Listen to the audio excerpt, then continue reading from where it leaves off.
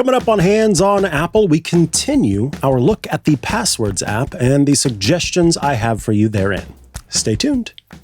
This episode is brought to you by OutSystems, a leading AI development platform for the enterprise. Organizations all over the world are creating custom apps and AI agents on the OutSystems platform, and with good reason. Build, run, and govern apps and agents on one unified platform, innovate at the speed of AI without compromising quality or control, is trusted by thousands of enterprises worldwide for mission-critical apps. Teams of any size and technical depth can use OutSystems to build, deploy, and manage AI apps and agents quickly and effectively without compromising reliability and security. With OutSystems, you can accelerate ideas from concept to completion. It's the leading AI development platform that is unified, agile, and enterprise-proven, allowing you to build your agentic future with AI solutions deeply integrated into your architecture. OutSystems. Build your agentic future. Learn more at outsystems.com/twit. That's outsystems.com/twit. Podcasts you love. From people you trust. This is TWiT.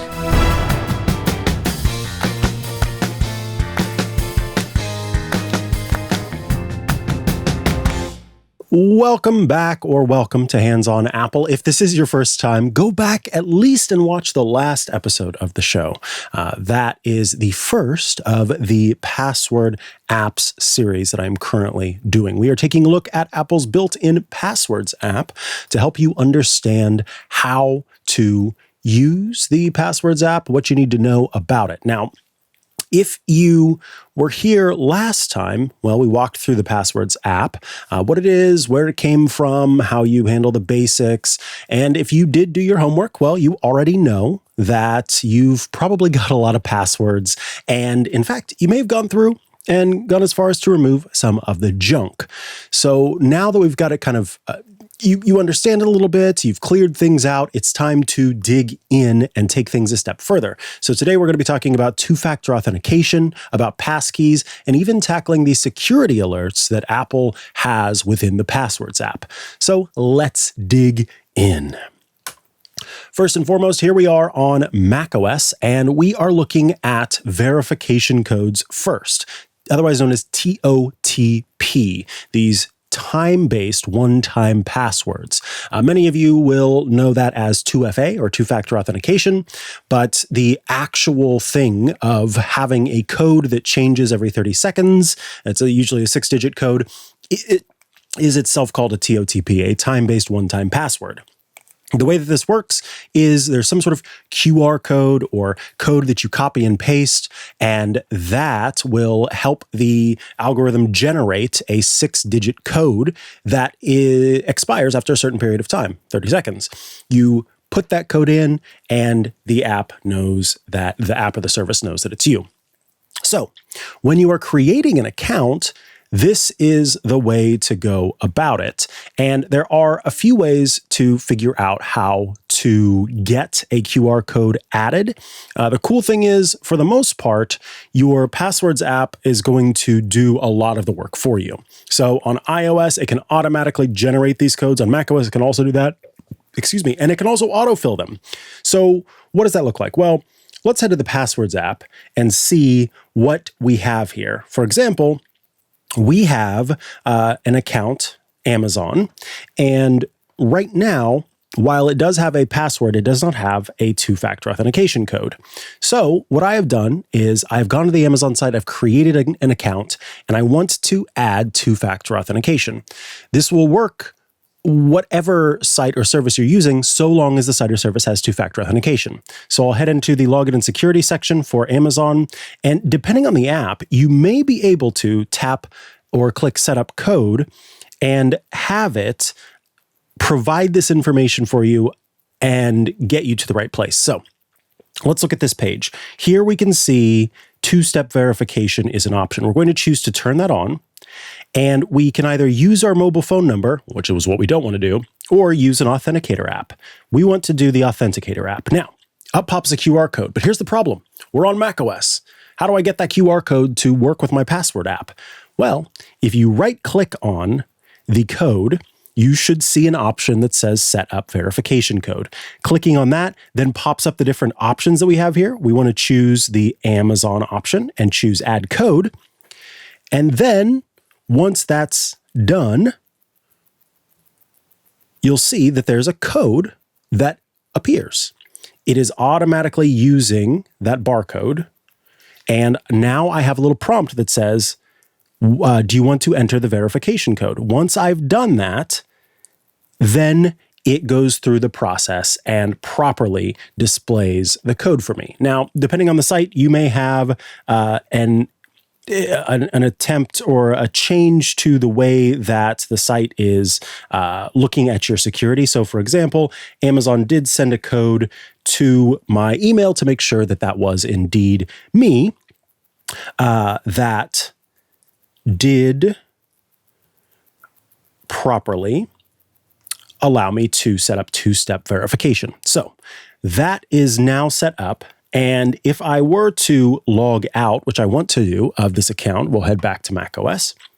And I can see that I've got my Amazon account. All I have to do is put my finger on the Touch ID to authenticate. It automatically types in the username, it puts in the password, and now it asks for the OTP. And now I have access to my Amazon account. So setting up two-factor codes, very easy to do. It will automatically fill those for you after you're done. Now, something important to understand. If you are moving from another authenticator app to the Passwords app,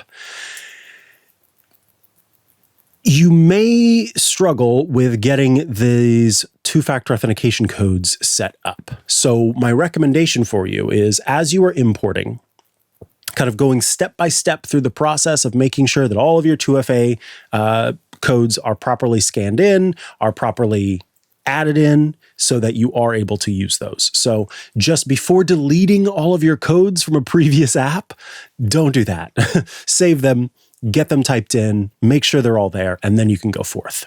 So that is two-factor authentication. We've talked about two-factor authentication for a long time. It gives you the ability to not only have a password, but if your password were to be guessed, if they don't have access to that special code that is created, then someone who's trying to access your account is still unable to do so. But there's actually a more secure method, and those are passkeys. And yes, the Passwords app does support passkeys. So let's take a look at how that works. First and foremost, it's important to understand that a passkey can replace your password entirely. You don't have to remember a string of characters. There's nothing to autofill, and instead, your device and the website's server create what is called a key pair. And the server and your device work together to verify one another and make sure that it is indeed you who's accessing the account. You do have to have authentication through Face ID or Touch ID or a passcode, but outside of that, there's no verification requirement. And people can't steal these passkeys, unlike a password, which can be stolen, unlike a 6-digit code sent to a phone number, which could be stolen by copying the SIM and being able to access some sort of SIM jacking attempt. So how do we create a passkey? Well, let's head over to macOS again. Luckily, Amazon has passkey support, so we'll go up to our account and we will head back into login and security. And there's another option here. It says passkey. We choose setup and we click setup one more time. This will automatically have the system be notified, letting it know that I'm trying to create a password. If I tap to authenticate with my finger, it saves that passkey to the Passwords app. And now if I open the Passwords app, and I look at Amazon, I can see that not only is the QR code or the two-factor code here, but I also have a passkey that was created today. Here you can see a passkey is here, and it gives a little bit more information about it. Now, if I go up to my account and I sign out, I can then go back to Amazon. Whoops. And I can sign in. I'll put in my username, hit continue, And now it asks, do you just want to sign in with your passkey? I do so. Authenticate with my finger, and I get to skip the password. I'm back in, no problem. Now, depending on the site or service, passkeys may look different. In some places, they work as a second factor of authentication, but many of them are trying to be simply just the way that you log in. So if you are trying to access this device, then, or your accounts, make sure you know whether you're going to be needing to use a password or a passkey. And if passwords can be disabled in place of passkeys, there's a lot to consider when it comes to using passkeys as a replacement for passwords. You want to make sure you have iCloud Keychain turned on across devices, because those passwords will sync across devices, which means that when you try to log in on your phone or your iPad, it's also going to work there as well. So that's a look at the passkeys and two-factor authentication codes, or TOTP codes. There's one last thing that I want to talk about, and that is security recommendations. So Apple has some different security recommendations that it will give you based on what is going on with your passwords. So what happens? Well, the app is going to look at your passwords, and it's going to mark them in some different ways. It may mark them as reused. It may mark them as weak. It may mark them as leaked. If it marks them as reused, you can guess what that means. It means that it's shaming you for using the same password on different sites. So if you use the same password for more than one service, you are making yourself vulnerable, because the weakest of those services, security-wise, is the one that will be responsible for you having that password that you've then used on more sites leaked and available for people to take and make use of. Passwords marked as weak are passwords that can be guessed by an attacker, either they themselves or through the use of a computer program, which can crack passwords. And then passwords marked as leaked are only there if you turn on the password monitoring feature. And what happens is the system will listen for services that provide data on whether your passwords and your information have been leaked to the web somehow, and then let you know that that's the case. Now, because this account doesn't have many passwords in it, I currently don't have any security recommendations. It is likely that you will have at least one. Follow through that process to understand what you need to do when it comes to fixing these passwords. So if you have a compromised password, then those have appeared in known data breaches.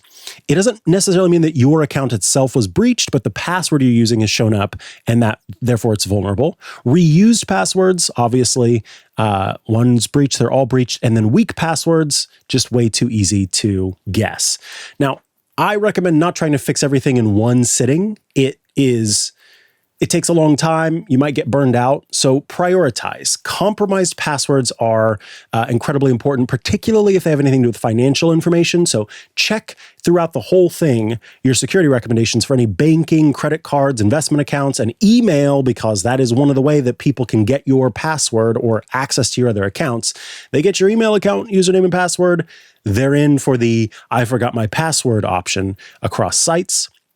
After that, then go with the reused passwords that are on important accounts, and then those weak passwords that are on low stakes accounts. So, you one time signed into a site and needed to create an account. They can wait, but then, clean them up over time. What's great is that the Passwords app does help you. You can tap on a flagged entry, which will give you a change password button that takes you directly to the site. You log in, you navigate to the password change screen. Then the Passwords app is going to suggest a new strong password.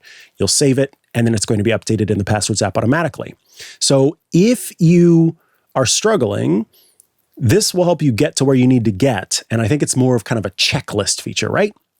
So here's my recommendation for you. Check this security category, say once a month. Set yourself a reminder, or perhaps it's every time you open this app. Think of it like checking your credit score. It's a quick glance to see if anything new has popped up. You don't have to check it every single day, but regularly checking in is just a healthy habit. And then It's important to note that the app does proactively notify you if a saved password shows up in a new breach. So in that case, you don't have to be checking it to know that that's going on. So we've taken a look at all of the sort of additional security that you can do for your passwords. Here is your homework. Try to set up, if you have not yet done so, at least one verification code in the Passwords app. You can pick an account you log into often so that you'll actually experience this autofill workflow. You'll regularly use it. It'll also give you that warm, fuzzy feeling of knowing that you're protecting your account. Go ahead and create a passkey on a site that supports it. If you have a Google account, that's a great place to start. It's very easy to do, and Google makes passkeys truly part of the login experience. And then, this is the big one, please open that security category, fix 2 to 3 flagged passwords, and of course, start with those most important accounts. So now, if you've done these things, you have verification codes that are living right alongside your passwords with autofill handling the heavy lifting. You've seen how passkeys work. They are being touted as the future of logging in. We'll see if that continues to be the case.